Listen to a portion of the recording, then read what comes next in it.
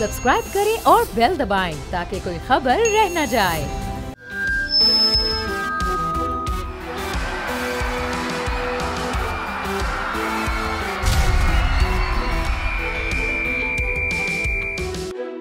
Programme बोल जमूर के साथ मैं हूं खुर्रम गुलजार। आज हम बात करेंगे कराची में होने वाले स्ट्रीट क्राइम की वारदातों के हवाले से। शहर में बढ़ता हुआ स्ट्रीट क्राइम, जगह जगह गली मोहल्ले, कोई जगह ऐसी नहीं जहां पर कोई ना कोई शहरी रोज़ाना की बुनियाद पर स्ट्रीट क्रिमिनल्स का शिकार ना होता हो। जब बात करें रवां साल में अब तक 55,000 से ज़ायद जो है वो वारदातें रिपोर्ट हो चुकी हैं। अक्टूबर की बात करें तो अक्टूबर में 48 अफराद जो है वो कत्ल किए गए। इसी तरह से 1662 मोबाइल फ़ोन जो है वो छीन लिए गए। शहर की ये सूरत हाल है कि घर के बाहर मोटरसाइकिल खड़ी करें तो वो चोरी हो जाती है। नई मोटरसाइकिल लेके शहरी रोड पे जाता है तो वो स्ट्रीट क्रिमिनल का मोटरसाइकिल लिफ्टर उसे छीन कर ले जाते हैं। ये सूरत हाल इस कराची की। आज हम इस इशू पे बात करेंगे, लोगों से ही बात करेंगे, अफसरान से भी जानेंगे कि ये क्या वजूहात है, क्यों डाकू पकड़ तो जाते हैं लेकिन वो इतनी आसानी से बाहर कैसे आ जाते हैं। तो आइए चलते हैं, शहरियों से बात करते हैं। आप क्या कहते हैं, शहर में घूमना आसान है, इजीली अपना मोबाइल फ़ोन आप इस्तेमाल कर सकते हैं, सब चीज़ें में कमी आई है वारदातों के अंदर? बिस्मिल्लाहिर्रहमानिर्रहीम। सबसे बड़ी बात यह है कि आपका बोल चैनल का बहुत शुक्रिया जिसने मौका दिया हमें ये बात कहने के लिए कि इस वक्त जो कराची के हालात हैं वो बहुत ही नासाजगार हैं। ना हम मोबाइल अपना सेफ़ रख सकते हैं, ना हम अपनी बाइक को सेफ़ कर सकते हैं, ना हम अपने घर को सेफ़ कर सकते हैं, बल्कि ना हम अपने आप को सेफ़ कर सकते हैं। असल में उसकी सबसे बड़ी वजह यह है कि बेरोज़गारी। भाई और मौजूद है हमारे साथ, जिससे बात करते हैं। स्ट्रीट क्राइम बहुत ज़्यादा शहर में है, मोबाइल फ़ोन छीनना, मोटरसाइकिलें चोरी हो जाना, क्या कहते हैं, किसके रोकथाम क्या समझते हैं कि स्ट्रीट क्राइम में कोई कमी आई है? अस्सलाम वालेकुम रहमतुल्लाहि व बरकातुहू। सबसे पहले शुक्रिया आपने हमें मौका दिया इस बात करने के इस मौजू पर, क्योंकि ये आम आवाम का मसला है। ये क्योंकि आवाम के साथ होता है, जो बड़े लोग होते हैं उनके साथ तो ये वाक़या नहीं होता, आवाम के साथ होता है। आवाम को करना ये चाहिए कि अपना एहतियात करें, और बाकी सिक्योरिटी वाले इदारे हैं वो इस चीज़ पर रोकथाम करने की बिल्कुल कोशिश नहीं करते, क्योंकि ये लोग कहते हैं कि हम ये काम करेंगे, लेकिन आमने सामने जब उनके सामने आ जाओ कह रहे कि ये हमारी ज़िम्मेदारी है, लेकिन पीठ पीछे ये जो चोरी वारदात होते हैं ये अक्सर इनके पीछे बड़े हाथ होते हैं। आम घर का बंदा मोबाइल फ़ोन छीन जाए, चोरी हो जाए तो इजीली थाने जाके कंप्लेन करा सकते हैं आप? जी ये तो कर सकते हैं हम, कंप्लेन तक हमारा यानी बात महदूद है, बाकी हमें रिज़ल्ट इसका नहीं मिलता। ये बहुत मरतबा ये बात हुई है कि हम कंप्लेन तो करते हैं, कंप्लेन वो कबूल भी करते हैं, लेकिन इसका मुस्बत अमल हमारे सामने अभी तक नहीं आया। बहुत शुक्रिया आपका। बिल्कुल आपने दो शहरियों की गुफ्तगू सुनी। इनका कहना यही है, कोई कहता है कि बेरोज़गारी है, कोई कहता है कि नशा जो है जिसकी वजह से स्ट्रीट क्राइम में इजाफा है, कोई ये कहता है कि रिपोर्ट तो कराते हैं लेकिन पुलिस काम नहीं करती और मुल्ज़िमान को नहीं पकड़ती। मज़ीद आगे की तरफ चलते हैं और भी लोगों से बात करते हैं, दूसरे लोगों की क्या राय है इस हवाले से। शहर में सवा साल में 55,000 से ज़्यादा वारदातें हुई हैं। अच्छा, ये वो वारदातें जो रिपोर्टेड हैं, अनरिपोर्टेड वारदातें तो अनगिनत होती हैं जो रिपोर्ट भी नहीं हो पाती। बहुत सारे शहरी जो है वो अपना मोबाइल फ़ोन छीनने या चोरी होने की रिपोर्ट तक दर्ज नहीं कराते।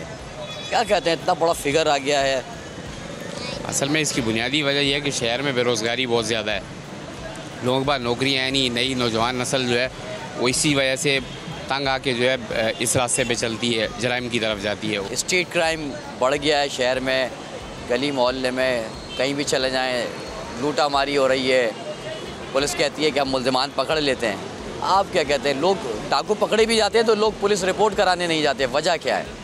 सर इंसाफ नहीं है, निज़ाम नहीं है, और जैसा यानी कि कानून की पासदारी नहीं है। बस पैसे वाला जो है उसका कानून है, जो गरीब है उसके लिए कानून नहीं है। जी बिल्कुल, हम पहुंच चुके हैं एसएसपी सेंट्रल ज़ीशान शफीक के दफ्तर में, उनसे मुलाकात करते हैं और ये जानते हैं कि रवां साल नवंबर तक कितने एनकाउंटर हुए, कितने मुकाबले हुए, कितने मुल्ज़िमान जो है वो पुलिस के शिकंजे में आए।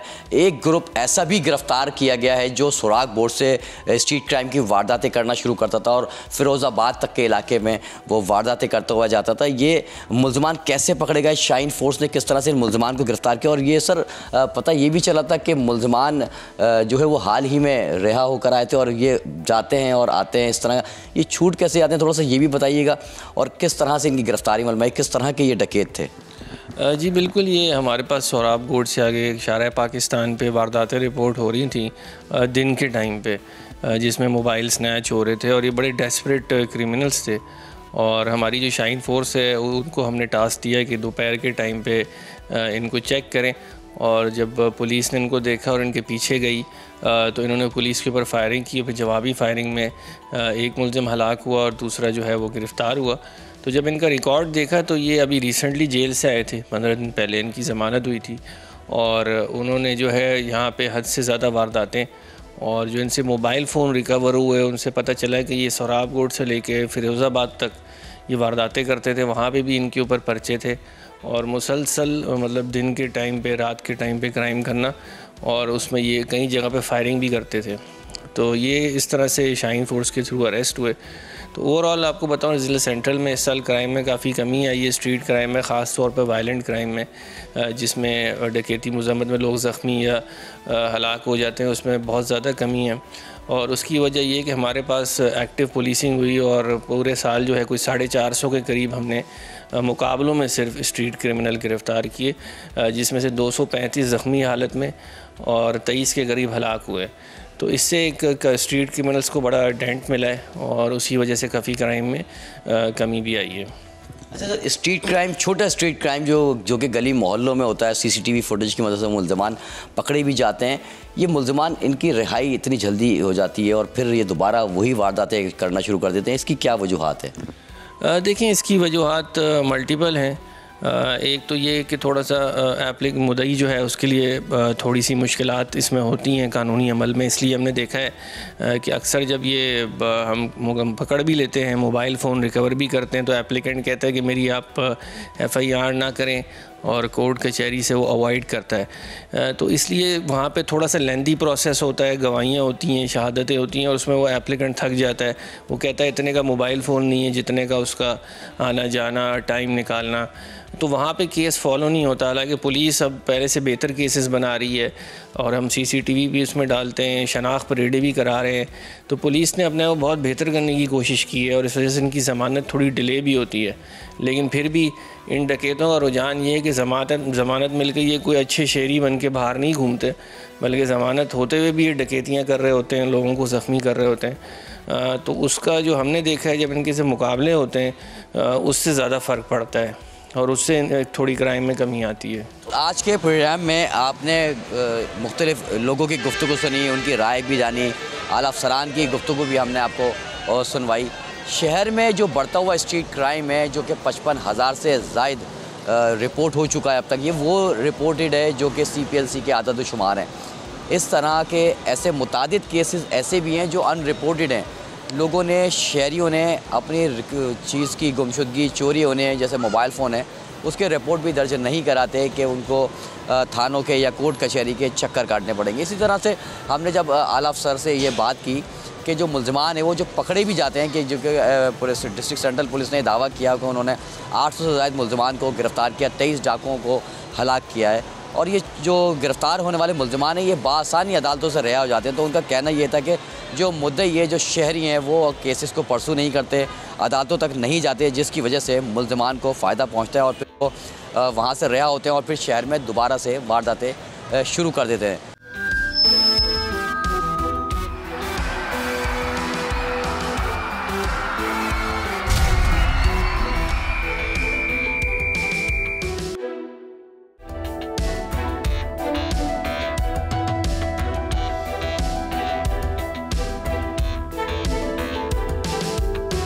बोल जबूर में मैं हूँ सक्खर से शाहिद अली। आज बात करेंगे सक्खर शहर को सेफ सिटी बनाए जाने के लिए हुकूमत सिंध के उस इक़दाम की, जिसके तहत यहाँ पर 500 से ज़्यादा कैमरे लगाए जा रहे हैं। सिंध का तीसरा बड़ा शहर, लाखों की आबादी वाला, गुंजान आबादियों वाला शहर। इस शहर में ट्रैफिक के मसाइल कई साल से हैं। हर जगह ट्रैफिक ब्लॉक रहना, जगह जगह गाड़ियाँ खड़ी करके वहाँ पर जो है वो उनसे पैसे लेना पार्किंग के नाम पे, जगह जगह ट्रैफिक का ब्लॉक होना, ये तमाम मामलात इसी शहर में हो रहे हैं। इस शहर के लोग परेशान हैं, इस शहर के ताजिर परेशान हैं, बाज़ारों में चलने फिरने की जगह नहीं है। सेफ सिटी के तहत जब यहाँ पर कैमरे लग जाएंगे तो क्या होगा? क्या गाड़ियों के चालान होंगे? क्या मतलब ये है कि लोगों को पकड़ा जाएगा? ट्रैफिक का निज़ाम कैसे सही होगा? आज हम इस मौजू को जो है वो ज़ेर बहस लाएंगे, क्योंकि सक्खर में जो है वो एक और प्रॉब्लम ये है कि जिस तरह कराची में ई चालान हो रहे हैं, जिस तरह कराची में नंबर प्लेट्स ना होने पर चालान हो रहे हैं, सक्खर में तो ये काम इतना ज़्यादा है कि सैकड़ों मोटरसाइकिलें ऐसी हैं जिस पे कोई नंबर प्लेट नज़र नहीं आती, मुख्तलिफ गाड़ियों पे नंबर प्लेट नहीं है, लोडर्स जो घूम रहे हैं यहाँ पर उन पर नंबर प्लेट नहीं है। तो आइए आज इस पर बात करेंगे, इस मौजू को उजागर करेंगे। सबसे पहले सक्खर के शहरियों से बात करते हैं कि वो इस हवाले से क्या सोचते हैं। आप बताइए कि सक्खर शहर में जो है वो 500 से ज़्यादा कैमरे लग रहे हैं, मतलब ट्रैफिक को कंट्रोल करना है, शायद आगे जाके ई चालान का सिलसिला भी शुरू होगा। क्या समझते हैं आप, ये कितना एहसन इक़दाम है हुकूमत का? बहुत बेहतरीन इक़दाम है, अच्छा इक़दाम है हुकूमत का। इस सक्खर में 500 कैमरे लग रहे हैं। इससे क्या होगा कि जराइम भी पेश वो कंट्रोल करने में आर्मी इसको इंतज़ामिया को मदद मिलेगी। और जो हॉस्पिटल हैं जहाँ भी जाएं रोड बंद पड़े हैं, अपना हर बंदे ने धंधा बना रखा है पर्ची काटने का। ना लोडर पे कोई नंबर प्लेट है, ना रक्शे पे नंबर प्लेट है, ना मोटरसाइकिल पे नंबर प्लेट है। इस पर काबू पाना पड़ेगा और इस कैमरे से बहुत मदद मिलेगी इंशाल्लाह, मदद मिलेगी। आप बताइए कि ताजिर बरादरी जो है वो यहाँ पर परेशानी का शिकार नज़र आती है कि शायद गाड़ियाँ खड़ी हैं उनकी दुकानों के आगे, मोटरसाइकिलों का जाम है, क्या कहते हैं आप?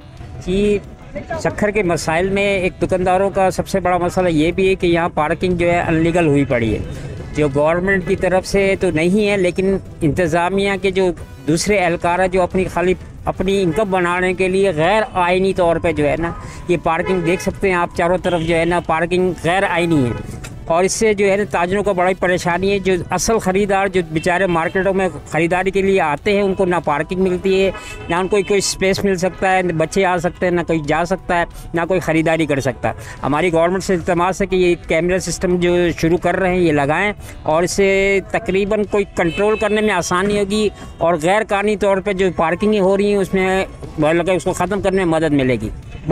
बिल्कुल दुरुस्त बात है। शहरियों का जो है वो अपनी अपनी राय है। आप बताएं कि आप इसे किस नज़र से देखते हैं? सेफ सिटी बनने जा रहा है, घंटाघर चौक, इतने चौराहे हैं, कैसा देख रहे हैं आप? यहाँ ट्रैफिक का निज़ाम है क्या? देखिए, होना तो चाहिए, सिस्टम बेहतर हो, लेकिन ये कि अमल दरामद कराएगा कौन? कराना तो होगी इंतज़ामिया ने, पुलिस एहलकारों ने, ट्रैफिक ने। आप जो है ये सारा दिन घंटाघर पे या कोई मेन चौकों पे आपको नज़र आएंगे ट्रैफिक पुलिस एहलकार जो है ये पैसे लेके पार्किंग करा रहे होते हैं और पूरे रोडों को ब्लॉक कर रहे होते हैं। रोडों ब्लॉक हो जाते हैं तो पैदल चलने की जगह नहीं होती। तो अमल पहले ट्रैफिक के निज़ाम को सही करें, ट्रैफिक दमा तो कराएं, उसके बाद के सारे सिस्टम बेहतर होंगे ना।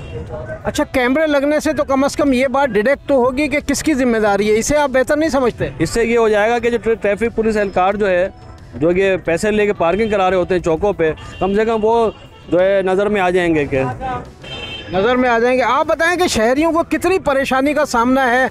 ये जो इलीगल पार्किंग चल रही है, किस तरह दुकानों के आगे ये गाड़ियां खड़ी हैं, कैसे निज़ाम दुरुस्त होगा ये? सर, ये जो ठेके दिए जाते हैं, म्यूनसिपालिटी ने जो ठेके दिए, आधे से ज़्यादा रोड उसने मोटरसाइकिलों ने बंद करवाया। अभी भी आप सामने मार्केट के आगे देखें, मोटरसाइकिलों से 2 मिनट के लिए 5 मिनट के लिए ऑफिसर आते हैं, विजिट करते हैं, उसी टाइम तो खाली हो जाता है, उसके बाद दोबारा ये पार्किंग होना शुरू हो जाता है। ये गैरकानूनी पार्किंग है। सबसे पहले कैमरा सेफ सिटी तो लग रहा है बिल्कुल, इससे पहले पार्किंग का निज़ाम सेट किया जाए, इसके बाद ये जुराइम पेश जो भी होंगे उस पर कंट्रोल किया जाए। फिर ये पुलिस का काम है। पुलिस इसी चीज़ को पार्किंग को नाकाम हो चुकी है। पहले भी 1-2 मरतबा ये चीज़ कैमरे लगे हुए हैं, मगर पुलिस ने कोई इसमें वो नहीं किए।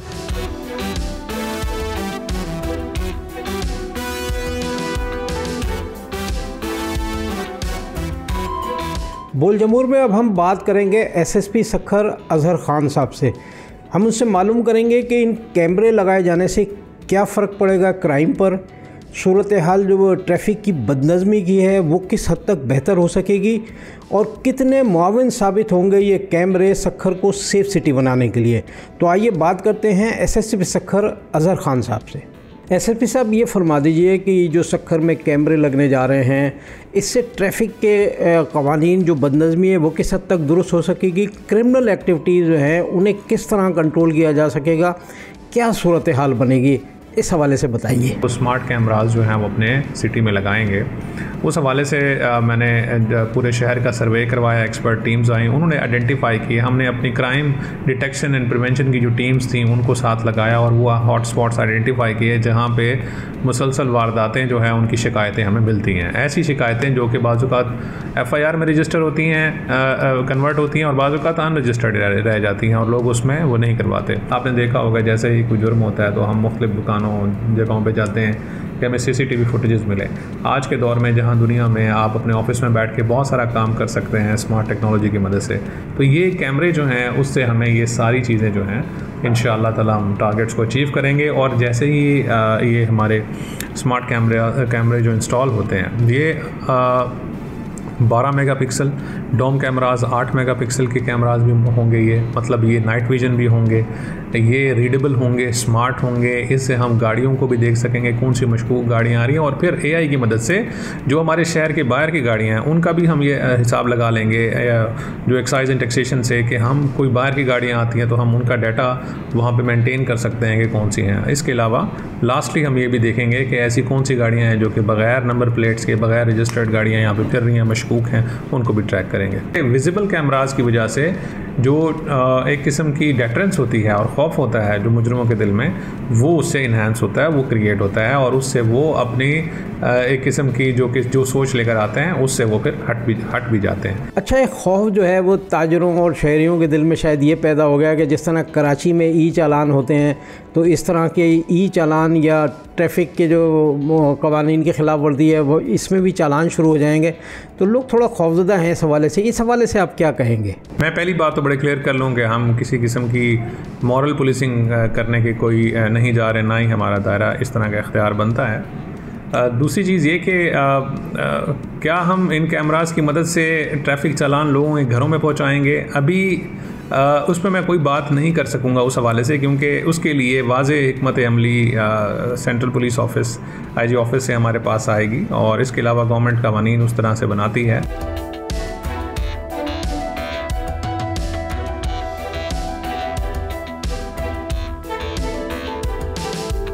सक्खर शहर में CCTV कैमरे लगाए जाने के हवाले से हमने बात की सक्खर के शहरियों से, हमने बात की SSP सक्खर अज़हर खान मुग़ल से, और अब हम बात करने जा रहे हैं सक्खर की ताजिर बरादरी से, ट्रांसपोर्टर से, और उसके बाद हम बात करेंगे डिप्टी कमिश्नर सक्खर नादिर शहजाद खान से। तो आइए पहले चलते हैं ताजरों और ट्रांसपोर्टर्स के पास, उसके बाद बात करेंगे डिप्टी कमिश्नर सक्खर। आदमी अपना एक कोई भी ताजिर हो या एक आम आदमी हो, अगर लीगल वे में अगर चलेगा तो उसका कोई चालान नहीं होगा, कोई उसके लिए मसाइल पैदा नहीं होंगे। यहाँ एक कैमरे लगाने से सक्खर शहर के अंदर बहुत बड़ा फ़ायदा होगा, बड़े बेनिफिट मिलेगा, चोरी की डकैती की वारदातों में कमी आएगा और शहर के लिए एक बहुत बड़ा फ़ायदेमंद होगा। ये एक बहुत अच्छा इक़दाम है CM सिंध की तरफ से और वज़ीर दाखिला ज़िया लंजार साहब की तरफ से। सक्खर ज़िले के साथ साथ हमारा घोटकी है, खैरपुर है, रानीपुर है, कशमोर है, कंदकोट, शिकारपुर, जैकमाबाद, ये ऐसे एरिया हैं अगर इन सबको भी सेफ सिटी बनाया जाए और जिस अच्छी क्वालिटी की हम सुन रहे हैं कि भाई 10 से 12 करोड़ रुपए के बजट में ये कैमराज लग रहे हैं, 500 कैमरा सिर्फ सक्खर ज़िला में लग रहे हैं, तो इनकी जो एक तो CM साहब से बोल के चैनल के तवस्सुल से एक रिक्वेस्ट है मेरी कि इनकी मेंटेनेंस बराबर रखी जाए और जो इनकी मॉनिटरिंग है वो बराबर रहे। जिस तरह इनका कभी जिस तरह ये एक अच्छा सा काम, अच्छा इक़दाम उठाया है, इससे एक तो जो क्राइम का रेशा है वो कम होगा, ताजिर बिरादरी में जो खौफ व हिरास है पूरे सिंध में वो कम होगी, और दूसरा जो ट्रांसपोर्टरों के साथ जुल्म हो रहा है हैवी व्हीकल्स का, एक हमारे पास वतीरा बना दिया है कि भाई छोटी गाड़ी की गलती भी है, जो बड़ी में लग गया खुद जाके, वो कहते हैं भाई 10 व्हीलर का, 22 व्हीलर का, 40 फुट कंटेनर की गलती है, तो उसमें ये कैमरा आएगा, कोई देखे ना देखे कैमरा तो देख रहा है।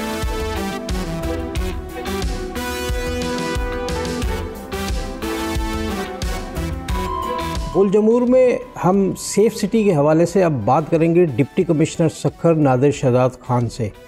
उनसे बात करेंगे कि ये सूरत हाल क्या है, कितने कैमरे लग रहे हैं, कितनी मालियत के हैं और फिर इससे क्या जो है वो सक्खर के आवाम को सहूलत मिल सकेगी। तो नादिर शहजाद खान साहब ये बता दीजिए कि ये जो कैमरे हैं ये कितनी मालियत के हैं और इसके लगाए जाने से सक्खर के शहरियों को, ताजरों को क्राइम कंट्रोल करने में कितनी मदद मिल सकेगी। ये हम लोगों ने एक सेफ सिटी के तर्ज का एक प्रोजेक्ट डिस्ट्रिक्ट सक्खर के लिए कर रहे हैं। 85 मिलियन इसकी टोटल कॉस्ट है और इसमें सबसे पहले हम सक्खर, रोड़ी और पन्नू आकिल को कवर करेंगे और मकसद ये है कि सक्खर में लॉ एंड ऑर्डर की सिचुएशन वैसे तो इम्प्रूव हो रही है, लेकिन रात के वक्त में या अगर अभी भी कोई इक्का दुक्का वाक़यात होते हैं जिसकी वजह से ताजिर बिरादरी या हमारे शहर के लोगों को मसाइल का सामना था, तो हमने ये प्रोजेक्ट उनकी सिक्योरिटी को बढ़ाने के लिए, उनकी सिक्योरिटी को, हमारे आवाम की सिक्योरिटी को मद्देनज़र रखते हुए किया है। और इससे ना कि सिर्फ सिक्योरिटी की सिचुएशन में इम्प्रूवमेंट आएगी, नाइट विजन कैमरास होंगे, the state of the art technology की हम इंशाल्लाह ये प्रोजेक्ट करने जा रहे हैं। इसके साथ साथ जो ट्रैफिक के हमारे मसाइल हैं सक्खर के, वो भी काफ़ी हद तक इससे रिजॉल्व हो जाएंगे। जब ये कैमरास लगेंगे तो ये डुअल पर्पज़, मल्टीपर्पज़ होंगे, मतलब ये आपके लॉ एंड ऑर्डर में भी काम करेंगे और साथ साथ ये आपकी ई चालान रेडी भी रहेंगे। तो गाड़ियों की नंबर प्लेट पढ़ सकते हैं, फेक नंबर प्लेट्स अगर लगाई हैं तो वो भी इसमें डिटेक्ट हो सकती हैं।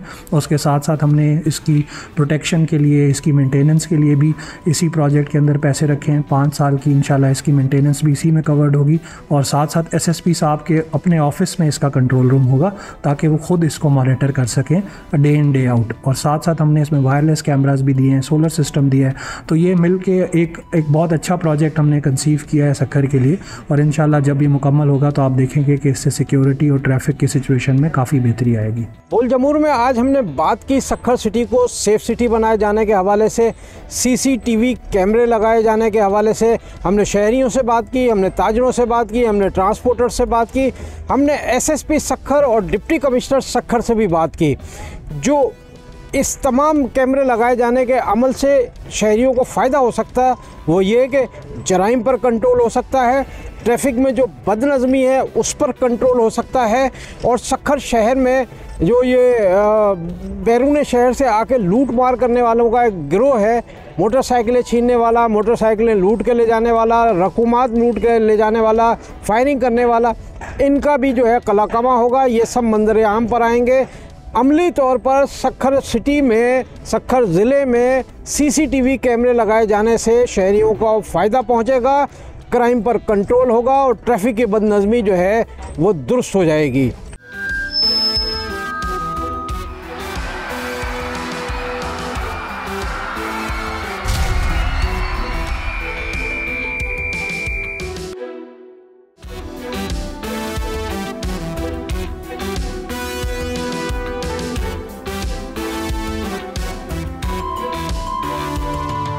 अस्सलाम वालेकुम नाज़रीन, बोल जमूर के साथ मैं हूं आपका मेज़बान अफजाल अब्बासी। लाहौर में 70वीं नेशनल साइकिलिंग चैम्पियनशिप का इनेकाद किया गया जिसमें मुल्क भर से 150 से ज़ायद साइकिलिस्ट ने हिस्सा लिया और 20 मुख्तलिफ इवेंट्स करवाए गए जिसमें 20 नेशनल चैम्पियंस जो हैं वो सामने आए हैं और यही जो नेशनल चैम्पियन है ये इंटरनेशनल सतह पर पाकिस्तान की नुमाइंदगी करेंगे मुख्तलिफ इवेंट्स में। आइए चलते हैं निश्तर स्पोर्ट्स कॉम्प्लेक्स के वेलड्रम में और देखते हैं कि कैसे कॉम्पिटिशन्स हो रहे हैं, कैसे एथलीट जो हैं, साइकिलिस्ट जो हैं वो तैयारी कर रहे हैं चैम्पियनशिप के लिए। नेशनल साइकिलिंग चैम्पियनशिप में सिंगल कैटेगरी में सिल्वर मेडल जीतने वाली साइकिलिस्ट जो हैं फ़ातिमा, वो हमारे साथ मौजूद हैं, पीओएफ को रिप्रेजेंट कर रही हैं। फ़ातिमा, कैसा एक्सपीरियंस रहा और अनफॉर्चुनेटली आप गोल्ड नहीं ले पाई, अगले साल के लिए क्या टारगेट है?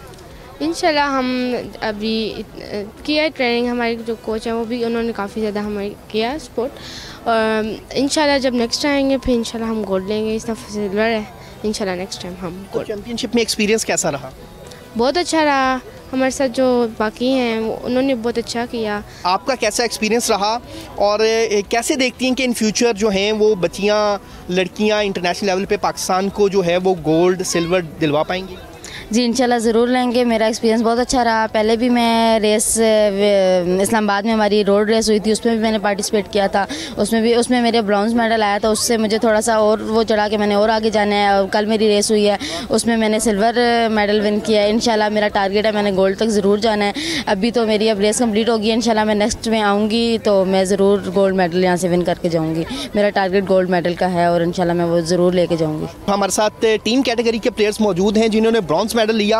आप बताइएगा कैसा एक्सपीरियंस रहा आपका, ब्रॉन्ज आपने जीता, क्या कहेंगे इस चैंपियनशिप के हवाले से? बहुत अच्छा एक्सपीरियंस था। मैंने पहले तो नहीं खेला, हमारा फर्स्ट टाइम था जो हमने टीम के साथ लगाई है। इसमें हमारा बहुत अच्छा एक्सपीरियंस था। इंशाल्लाह अभी हमने ब्रॉन्ज लिया, आगे हम गोल्ड और सिल्वर का भी हम ख्वाब देख रहे हैं। अभी इंशाल्लाह हम इस ख्वाब को पूरा भी करेंगे और हमने जो ट्रेनिंग की है उसको हम और बेहतर बनाएंगे और हम अपने आप को बेहतर करने की कोशिश करेंगे। नेशनल साइकिलिंग चैंपियनशिप में बलूचिस्तान की टीम भी हिस्सा ले रही है और इस टीम की खास बात यह है कि इसमें ऑल पाकिस्तान जूनियर चैंपियनशिप का जो चैंपियन है वो भी हमारे साथ मौजूद है। इसके अलावा जो इंटर यूनिवर्सिटीज़ चैंपियनशिप है उसका चैंपियन भी हमारे साथ मौजूद है। उनसे बात करते हैं। बताइएगा कि रहमत कैसी जा रही है ये चैंपियनशिप, कितनी लर्निंग हुई और मज़ा इंजॉय किया आपने लाहौर को? माशाल्लाह माशाल्लाह। अस्सलाम वालेकुम वरहमतुल्लाहि वबरकातुहू।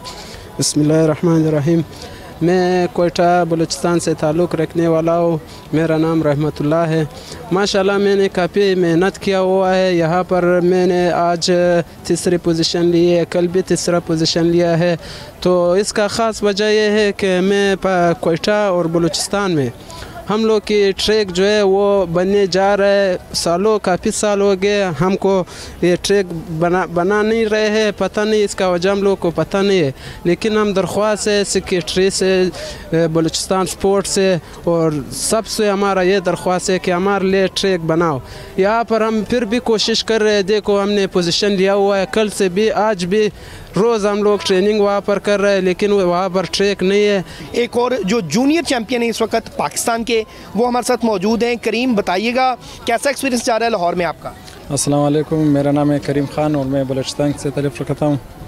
माशाल्लाह इधर इवेंट हो गया, हम लोगों का टीम तीसरा पोजीशन पे आया हुआ है, लेकिन हम लोगों का बावजूद बहुत मुश्किलात भी चल रहे हैं कोयटे में और हम लोगों का जो लीडर में हुआ 80% तक कम हुआ है, लेकिन 20% रह रहा है। हमें बलूचिस्तान सरफराज बुकटे साहब से दरख्वास्त है कि हम लोगों का वेलोड्रम जो है ना वो बनवाए हुए, कि हम लोग और भी मेहनत करें, इधर आए मेडल भी लाए हुए।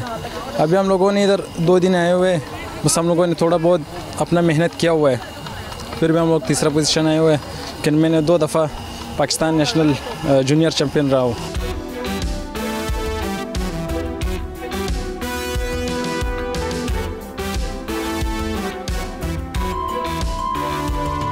पंजाब के साइकिलिस्ट भी हमारे साथ मौजूद हैं और इस वक्त जवेरिया हैं जो कि मुल्तान से रिप्रेजेंट कर रही हैं पंजाब को। जवेरिया, कैसा एक्सपीरियंस जा रहा है इस चैम्पियनशिप में और कैसा लगा आपको यहाँ पे इन्वायरमेंट? अस्सलाम वालेकुम जी, बहुत अच्छा लग रहा है, हमें यहाँ खेलने का मौका मिला है।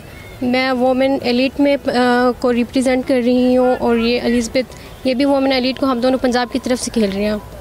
तो उम्मीद है कि पंजाब को कोई मेडल जितवाएंगे? जी इंशाल्लाह। हमने पहले भी मेडल लिए है, ब्राउन लिए है, हमारी टीम ने सिल्वर मेडल लिया है और अभी भी हमने स्प्रिंट में ब्राउन मेडल लिया है और इंशाल्लाह हम आगे भी मतलब कि सेकंड फर्स्ट में आएंगे।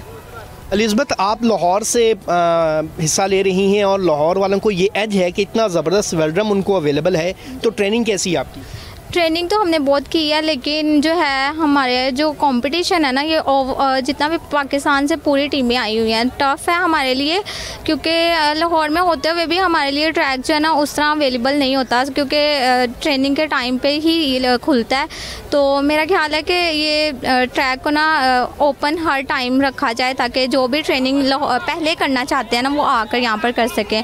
और ओवरऑल जो एक्सपीरियंस है हमारा यहाँ पर इस रेस के हवाले से बहुत ही अच्छा है, बहुत ही अच्छी एक्टिविटी है। कह सकते हैं कि वुमेंस के लिए बहुत अच्छा है ये, क्योंकि वुमेंस को इतने चांसेस नहीं मिलते पाकिस्तान में, लड़कियों को इतनी जो है अपॉर्चुनिटीज़ भी नहीं मिलती और घर वाले इस तरह अलाउ भी नहीं करते हैं। तो हमारे लिए ये बहुत ही अच्छी बात है कि हमारे पेरेंट्स भी हमें अलाउ करें और हम पाकिस्तान को और लाहौर को स्पेशली रिप्रेजेंट करें और मेडल्स में आ रहे हैं। 17वीं नेशनल साइकिलिंग चैंपियनशिप में जहां बाकी सूबों ने बड़ा ज़बरदस्त परफॉर्म किया, वहां पर सिंध की टीम भी किसी से कम नहीं और गोल्ड, ब्रॉन्ज और सिल्वर मेडल्स इन्होंने जीते। जीते। सिंध के जो साइकिलिस्ट हैं उनसे बात करते हैं कि उनके लिए ये चैम्पियनशिप कैसी रही। आप बताएं कैसी रही चैम्पियनशिप, कैसा पार्टिसिपेट किया आपने और मज़ा आया?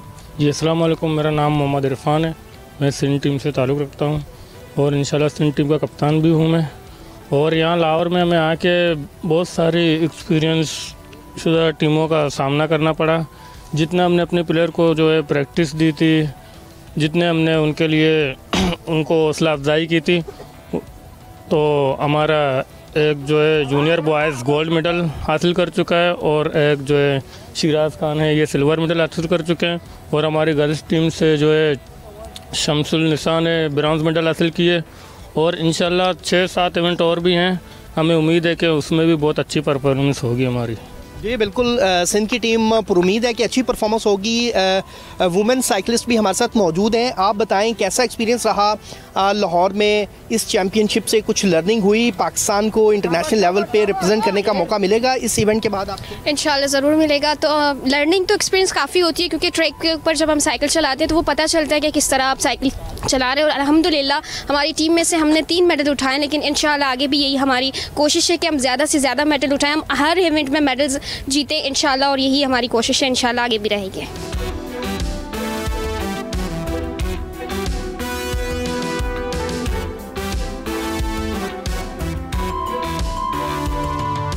बिस्मिल्लाहिर्रहमानिर्रहीम, अस्सलाम वालेकुम। ये 70 जो ट्रैक चैम्पियनशिप है, ये पाकिस्तान साइकिलिंग फेडरेशन के एनुअल कैलेंडर का एक हिस्सा है। हर साल ये हम करवाते हैं। तो आज हम जो है ना 70वीं सीढ़ी चढ़ के आ गए हैं और इंशाल्लाह ये आगे चलती रहेगी। हमसे पहले भी बुज़ुर्गों ने ये कराया और ये इवेंट चल के आ रहा है और उसकी याददाश्त में हम यहाँ तक पहुँचे हैं। इसमें आपको पता है कि पाकिस्तान भर से आए हुए हैं। गिलगित बल्तिस्तान की टीम है, SSG की टीम है, पाकिस्तान आर्डिनेंस फैक्ट्री की टीम है, 4 सूबे हैं, इस्लामाबाद है। तो इस क्रैंक एडिक एक क्लब है हमारा कराची में प्रोफेशनल, उसके प्लेयर बीच में खेल रहे हैं। तो ये टैलेंट हंट भी है और इनकी कंपटीशन भी है साथ की, और इनकी रैंकिंग जो है ना ये उठा के हम भेजते हैं और UCI के जो वेबसाइट है उसके ऊपर भी इनके सारे रिज़ल्ट मौजूद होते हैं। आइंदा साल आने वाली ट्रैक चैम्पियनशिप के लिए भी सिलेक्शन हो जाती है इसमें। और अगले साल जो है फरवरी में रोड चैम्पियनशिप हो रही है सऊदी अरब में, उसके लिए हमने ट्रायल कर लिए थे। टीम सेलेक्ट है और यकम से वो उनके कैंप लगाएंगे ताकि वो पाकिस्तान की नुमाइंदगी करें। 70वीं नेशनल साइकिलिंग चैम्पियनशिप में 150 से ज़ायद खिलाड़ियों ने हिस्सा लिया और खिलाड़ियों का ये कहना है कि अगर ऐसे वेलरम पाकिस्तान के दिगर शहरों में भी बनाए जाएं तो बेहतर ट्रेनिंग के साथ उन्हें आलमी सतह पर पाकिस्तान की नुमाइंदगी करने का मौका मिलेगा। और इस चैम्पियनशिप के बाद तो यही की जा रही है कि आलमी सतह पर नेशनल साइकिलिस्ट जो हैं वो पाकिस्तान का परचम बुलंद करेंगे।